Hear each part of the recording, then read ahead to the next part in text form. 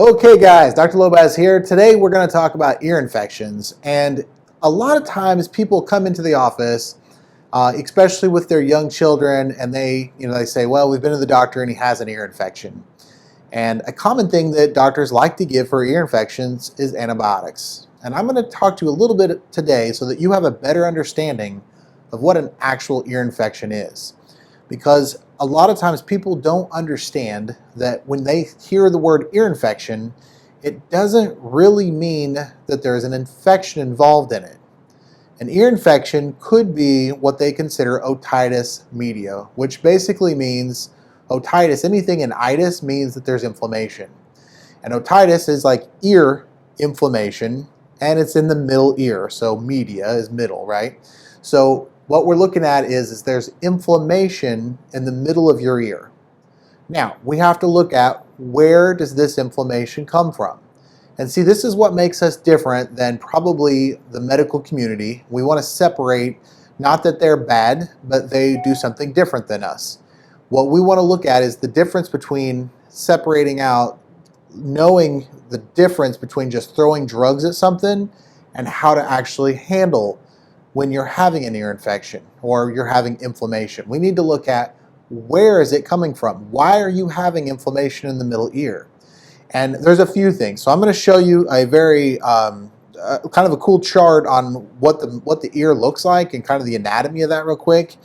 And what we're going to look at is basically there is, the hole in your ear, and then it goes back to an eardrum, and then there's this tube that goes basically from the drum all the way down into your neck. And what happens is sometimes you'll taste it. It's kind of gross tasting, but when it's draining, you'll notice that maybe your breath smells and you have some inflammation that's draining. But we need to find out, why are you having the inflammation there? And it could be from several things. It could be from an allergy. You could have like a trauma, maybe even in your neck. There could be some neck vertebrae out of alignment that can actually cause inflammation up in there. Those nerves that go up into the ear, if they're being irritated, we need to make sure that they're not being irritated. So a lot of times, people will say, or maybe you've heard somebody even say that like they took their kid to the chiropractor and they don't have ear infections anymore. Well, there's truth to that, because if you're having trauma in your neck or your cervical region, which is called your neck, it will actually cause that nerve interference up there and cause irritation or inflammation to happen. So that's one way. There could be an allergy. So, let's just pretend like maybe your child's allergic to, let's just say dairy, because a lot of kids drink milk or dairy products. And if you're, maybe even a young infant, they're sipping on that bottle and they're probably having their head way back to do it, or you're holding that baby and you're giving that baby milk.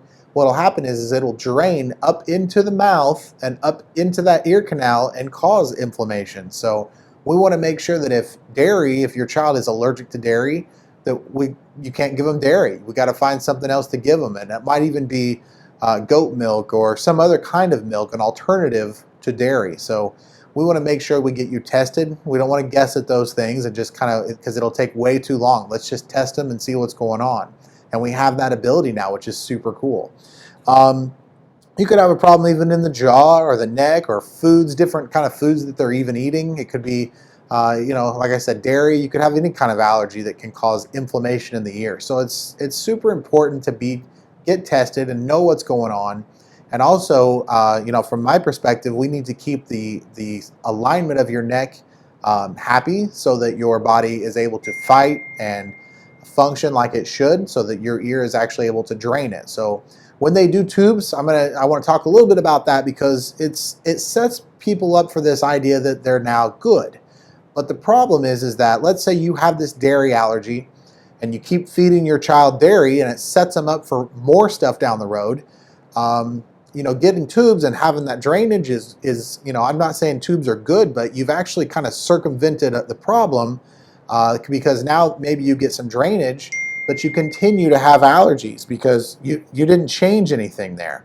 So what I want to do is kind of let you think about that and think about things a little bit differently, that we don't just want to, we've fixed it with tubes now, because that doesn't fix it. You've now just you've continued on this bad path of giving your kids something they're allergic to.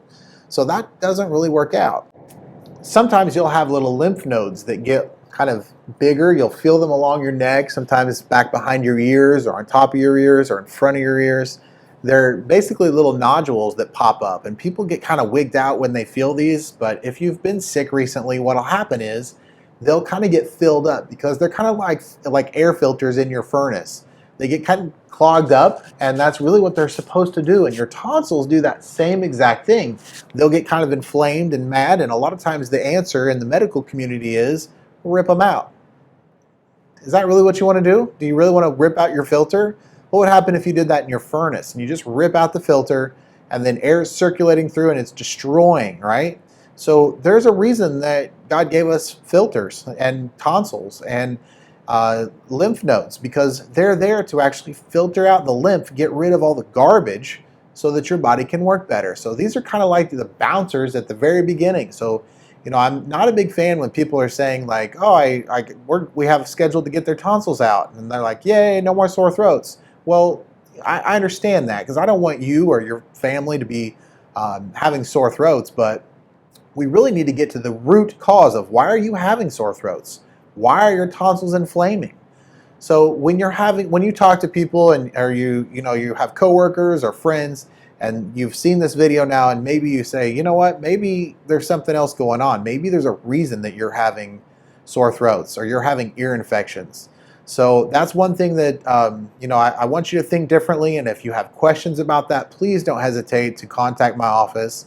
Let's get you in, get your family member in, or coworker or whomever it is, so that we can see, can we work this a different way? Can we look through a different window and get a different perspective than just waiting around until it's time to rip the tonsils out or put tubes in the ears or something like that? Because I think that sets people up for a lifetime of just more. If you're removing the bodyguards or the bouncers, you're exposing yourself to future problems. So I would encourage you to get checked out.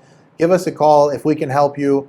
If you're not in my local area, there are thousands of chiropractors across the country that you can call and work with, and they will check your spine and keep you working healthy. And if they don't know how to do food allergy testing, have them get a hold of me and we'll get them set up with that. It's not a big deal.